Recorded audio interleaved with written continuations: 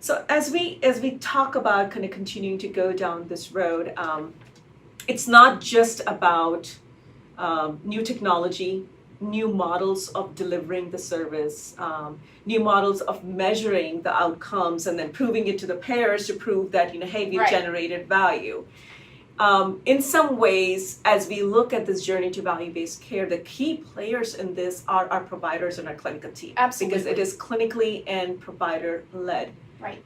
Yet, as they come from the traditional world, from their education, of having worked in the volume-based care settings and now making this shift to value-based care, what new attributes of physician and clinical leadership that really need to emerge or must be nurtured within an organization so they indeed can be successful in supporting this journey? Yeah.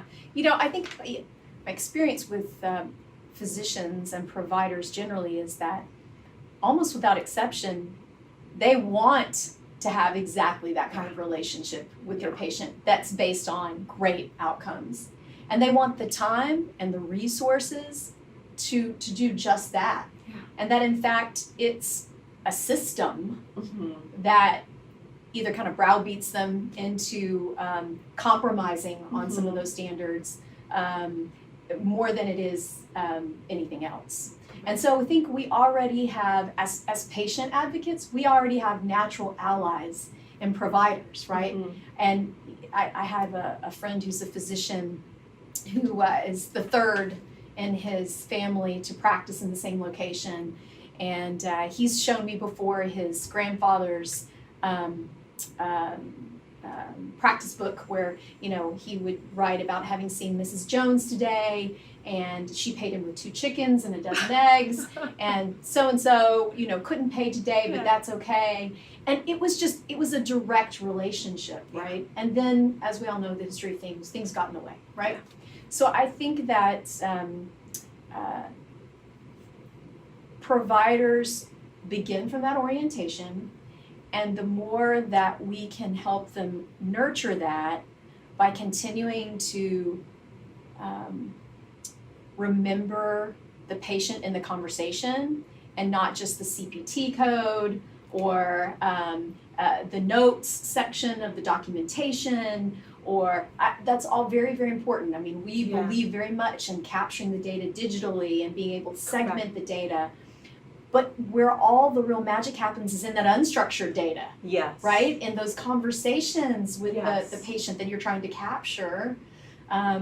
And so to the extent that we give providers tools that they can use and do a better job with the technology so that the technology can run passively in the background and they can engage more in the one-to-one relationship, I think we can help with that.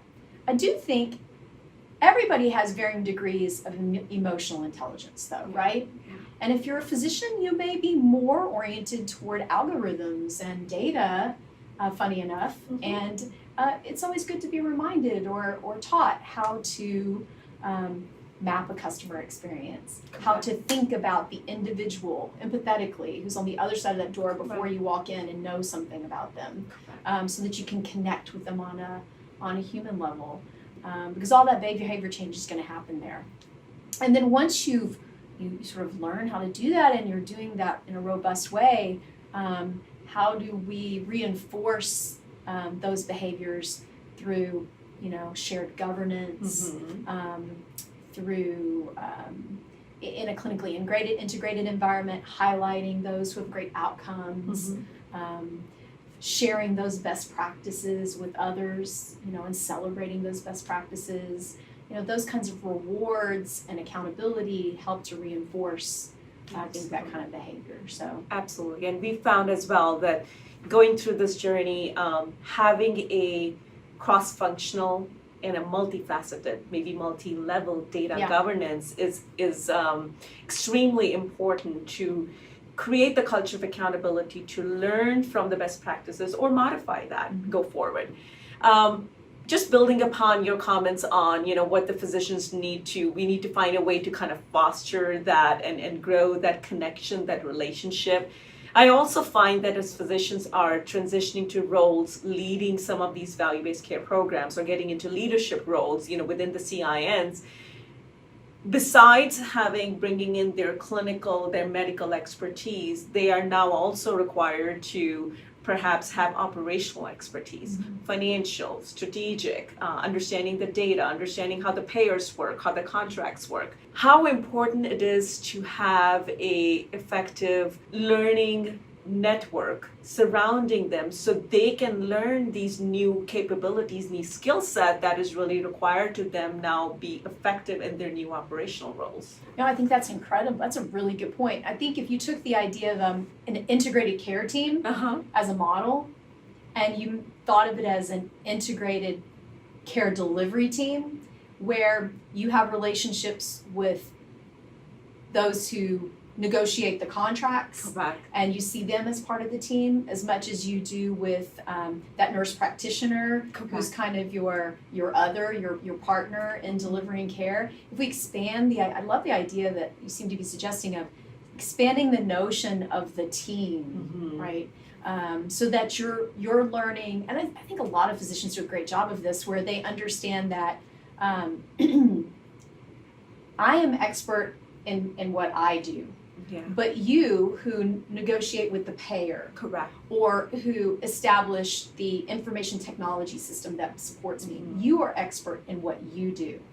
And if we can understand how what each of us does impacts the other's work, then we can have that shared mutual respect. Correct. And then out of that comes collaboration and innovation and improvement and idea sharing. Yes. But so I think having an understanding and a respect for all the roles on the team, right? How do I get those patients into my office? Oh, well, there are contracts negotiated with payers that bring us lives. Correct. So I think that's a great point. And it's a little bit of a cultural shift. Within a hospital setting, traditionally, physician is the captain of the ship, right?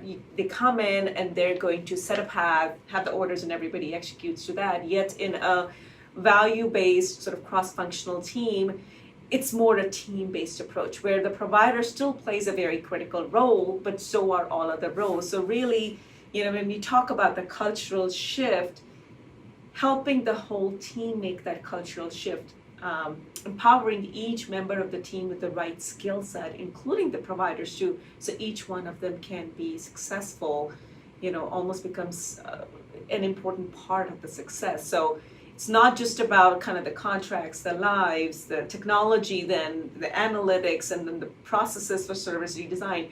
There seems to be another element on, how are you doing the change management? How are you managing the cultural shift? And more importantly, how are you then creating the tools and a network so folks can learn to really, gather these new skill set as well. Yeah, I think that's right. I think that when it begins with having a shared vision, because if everybody's going off in different directions, then that certainly does not help foster any of that shared accountability. But with a shared vision, and I think with a shared view that you're all there for the human at the center, we tend to want to look at how what you're doing in technology, or you're doing in contracting, or what you're doing in data analytics is impacting my job. And I think that's a fair question we all have to answer for each other. If we first ask the question, how is what we're doing together collectively going to get the end user to where they desire to be, which is out of our care and to health, whatever that outcome is they're looking for. I think if we can really begin to make that empathetic shift culturally in organizations, it helps us get to the value-based shift more quickly. Absolutely. We tend to organize ourselves in healthcare around our needs as providers, as hospitals, as a practice manager. And honestly, if we would just genuinely organize ourselves around meeting the needs of the end user, I really, not to sound Pollyanna, but I've seen it happen. The business part of it starts to take care of itself. That all being said, those natural tensions should exist, right? So the person who's over assessing quality in the clinically integrated network should look at data and raise questions. And then the providers should sit down with them and say, well, the data may be missing these environmental impacts that are affecting that, what you see as an outcome. We Correct. need to hash through that. And that's where the governance comes into play. Right. Is really creating that framework where people can question, can understand the validity of the data, Yeah. the quality or completeness of the data. Right. But you bring up a good point. In the end, did all of that good work, did it really serve our end purpose? Are we really going ahead and making an impact to what we set out to do?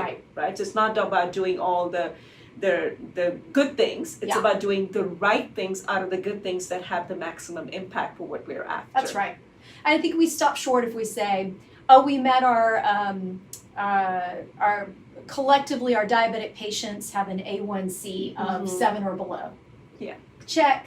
Right. Oversimplifying, but in that way, that's not actually our goal. Yeah.